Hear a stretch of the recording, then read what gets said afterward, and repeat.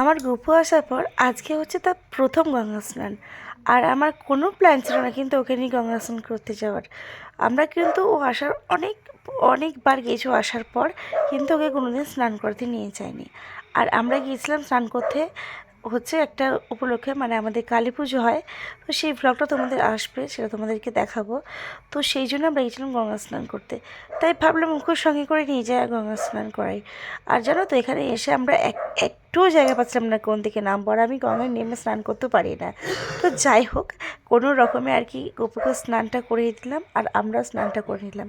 আর আমি না খুব মা গঙ্গার স্বপ্ন দেখি, তাই কি মনে হলো যে 3টে ফল হাতে করে নিয়ে মা গঙ্গাকে দিয়ে আসি।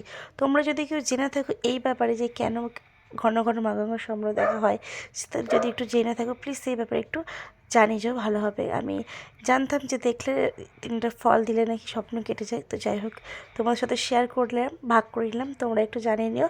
আর গপুকে চলো স্নানটা করে নিই, আজকে আসি, টাটা।